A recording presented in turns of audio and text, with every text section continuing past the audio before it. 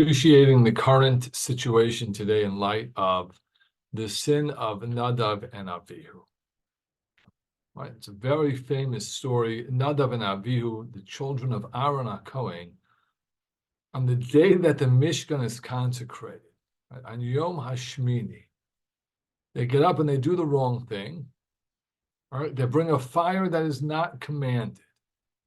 And then we are told, right, by Yom Moshe Aaron, Moshe says to Aaron, Hu asher diber Hashem lemor. This is what Hashem said, Bikrovai ekadesh, with those who are close to me, I will become sanctified.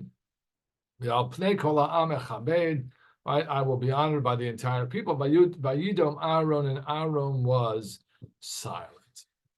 And there are two very different ways to understand this pasuk, and specifically the phrase "Bikrovai ekadesh," right? With those who are sanctified, right? I will become sanctified with those who are close to me.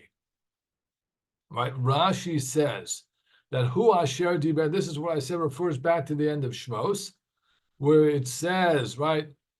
V'nigdash bichvodi, I will be sanctified through those close to me, right? And don't say bichvodi, in my honor, but rather b'mechubadai, those who honor me.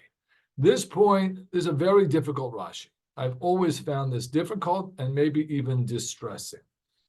Right? Moshe says to Aaron, I knew that the Mishkan was going to be sanctified by the death of the holy ones, but I thought it would be me or you, says Moshe, right? The holy ones is me or you, Aaron.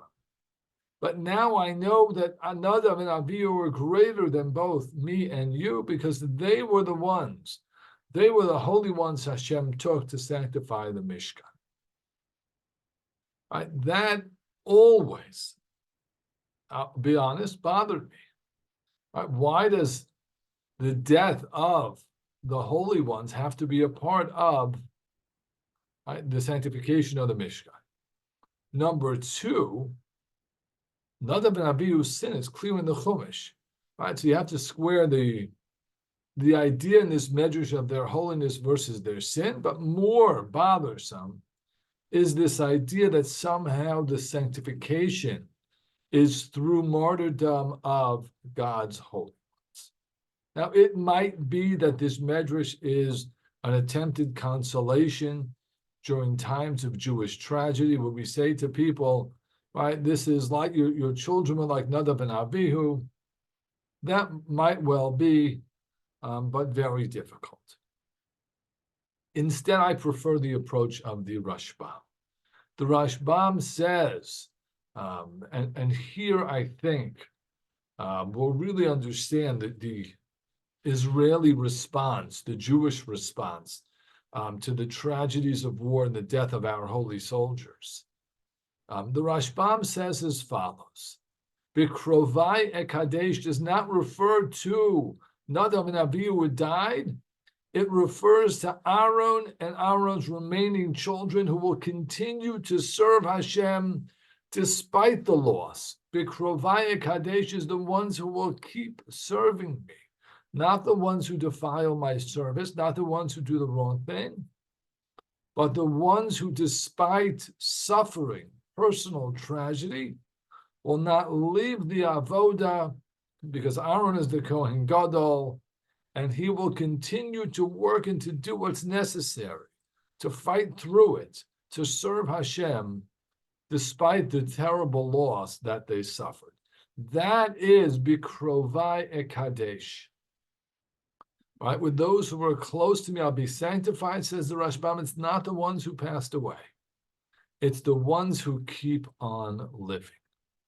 And this is a testament to Jews around the world, in particular in Israel. Now, there is 100% true, right, that everyone who dies fighting for the Jewish people is a kadosh, is holy.